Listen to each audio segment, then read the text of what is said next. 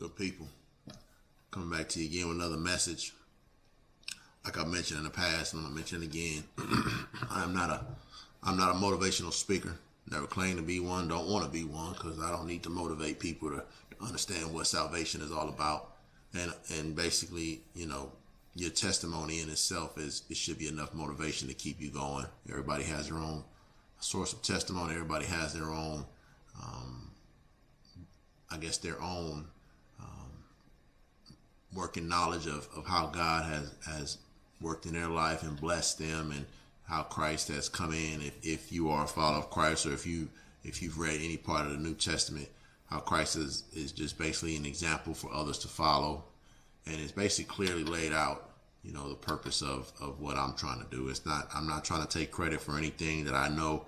You have to go to God for. I know that you have to accept Christ Jesus. I know you have to allow the Comforter to talk to you. I'm not trying to accept credit for any of that. I'm just basically expressing as a form of a message what keeps the soul saving campaign going.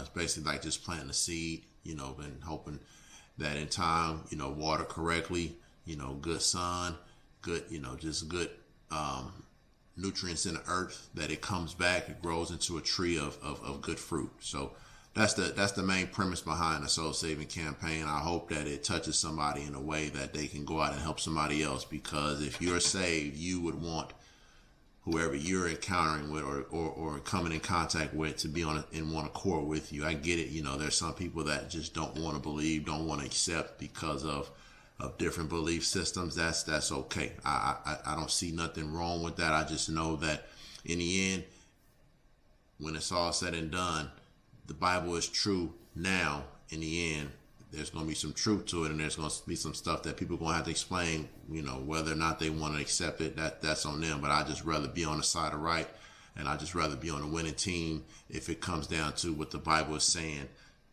the end is going to look like. That's just basically what it boils down to for me, because the devil has come into my life and has done a lot of evil, has destroyed, basically has still killed and destroyed a lot of my dreams and desires, and I've had to start over, and I've had to ask God to help me. I've had to ask God to be with me, protect me and look over myself and my family and all those around me. So God has come through. The devil in on the other side of that coin has tore some stuff up. So that's why I feel it's necessary for me to do the soul saving campaign, because it's basically on the premise of like paying it forward. If you're saved, you just do a soul check to see if somebody else is saved. You ain't got to cross no boundaries. You don't have to be disrespectful. It's just basically, oh man, you saved too? Okay, well, how has God worked for you? And then once you get past the spiritual component, then you get into the worldly component of networking. That's the worldly component, networking. Getting to know if people have something that they can offer you and you can offer them, and y'all can just help each other out and just continue to grow together. And if you're keeping God first, things will work out according to God's will. But if you're dealing with people that they're not in the same accord spiritually, or their soul is not all the way there, you may have some discrepancies that you're going to have to deal with down the road that, they may or may not tell you about. 'Cause a lot of people don't want to tell you about their evils. A lot of people don't want to tell you what they got going on that's going to be to your detriment. They just want, they want you to see the good side, and, they trying to keep the bad side in the closet. But, you got to be careful with all that. And that's why I say with the soul saving campaign, it's just basically just being in one accord with people that are like-minded.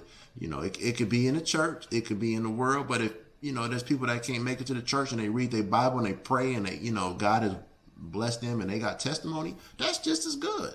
Because a lot of people don't like the church elements because of the simple fact they feel like me to a certain extent, like they monetize and everything, and, everything is for sale. And I'm just like, spirituality and understanding the good news and reading the word and praying and fellowship, all that is free, because that's what Christ was doing. He was walking the earth. Christ was fellowshipping with people for free. He wasn't asking for no money. He wasn't asking for people to just be, giving a last, knowing that it's going to break them. He tell you to give what you can, pay on Caesar what's Caesar, and basically pay on the God what's God. So give what you can and pay your taxes and things of that nature. Do what is right according to the earthly law, but also be correct, be in line with the spiritual law. So that's why I got a lot of respect, and I appreciate, Christ's walk in my life, because it helps me to be balanced, and I hope that it helps you to be balanced. I hope that you can find truth and peace, and I hope you can win in your day-to-day journeys, and I hope that along the way you can meet somebody and you can talk about spirituality and you can just uplift each other. So may God bless you. May God's will continue to be done. Peace.